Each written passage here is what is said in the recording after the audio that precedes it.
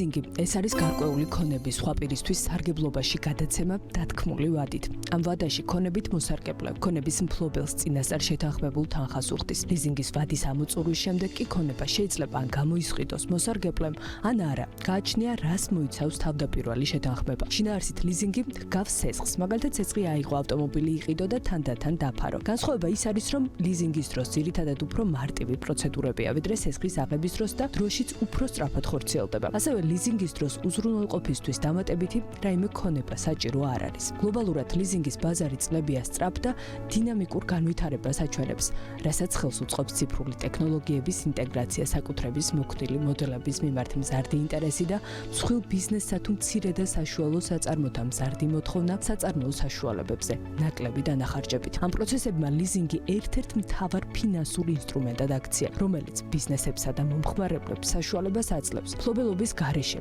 ძვირადღირებული აქტივებით ისარგებლონ.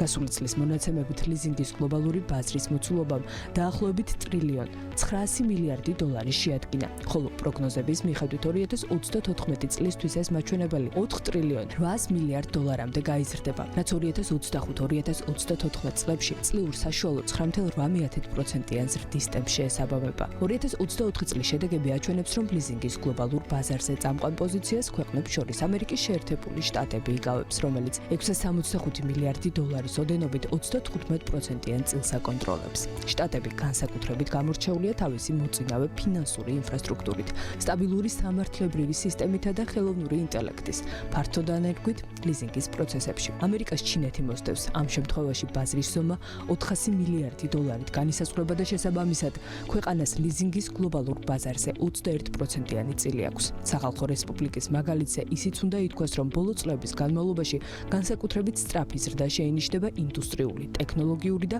ინფრასტრუქტურული აქტივების ლიზინგში. რაც შეეხება 5 უმსხვილეს ბაზარს შორის დარჩენილ პოზიციებს, გერმანია, იაპონია და დიდი ბრიტანეთი ინაწილებენ შესაბამისად $150 მილიარდი, $100 მილიარდი და $95 მილიარდი მოცულობით. ამ ქვეყნებს შორის გერმანია ავტომობილის ინდუსტრიული ტექნიკისა და IT ლიზინგში იკავებს მოწინავე პოზიციას. ტექნოლოგიური აღჭურვილობისა და მედიცინის მოწყობილობების ლიზინგზე ძლიერი ფოკუსით იაპონია გამოირჩევა, ხოლო ბრიტანეთი კომერციული უძრავი ქონებისა და ავტომობილის ლიზინგის მიმართულებით ლიდერობს. რაც შეეხება ბაზრის სტრუქტურასა და წამყვან სეგმენტებს, ამ მხრივ 48%-იანი წილით მოწინავე ადგილს ოპერაციული ლიზინგი ინარჩუნებს, რასაც თავის მხრივ მისი მოქნილი პირობები და დაბალი ფინანსური რისკი განაპირობებს. აქტივების მიხედვით ასევე მსხვილი 31%-იანი წილი მოდის ტრანსპორტისა და ავტომობილების ლიზინგზე. ამ სეგმენტის ზრდის აღმავალ ტრენდს განსაკუთრებულად ხელი ელექტრომობილების ბაზრის გლობალურმა ზრდამ შეუწყო. SME სეგმენტს კი საშუალოდ 30%-იანი წილი ეკუთვნის, რაც განპირობებულია მცირე და საშუალო ბიზნესებისთვის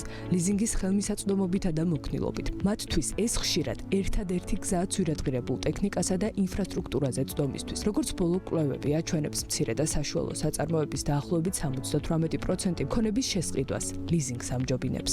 და ბოლოს ცხადია, არც იმის თქმა უნდა დაგვავიწყდეს, რომ ლიზინგის გლობალური ბაზარი განიცდის მძლავრ ფინანსურ ტრანსფორმაციას, ტექნოლოგიური ინოვაციების გაძლიერებასა და უფრო მოქნილი ფინანსური მოდელების გავრცელებას. ხელოვნური ინტელექტი შესაძლებლობას იძლევა სწრაფად და ეფექტიანად მოხდეს იურიდიული დოკუმენტების ანალიზი და რისკების შეფასება, ისევე როგორც ფასების დინამიკური განსაზღვრა და მომხმარებელთა შეკვეთების მართვა. მოკლედ რომ ვთქვათ, თანამედროვე ლიზინგი ეკონომიკის არქიტექტურის განუყოფელი ნაწილია, სისტემა, რომელიც მომავლის ბიზნეს ეკოსისტემას აყალიბებს.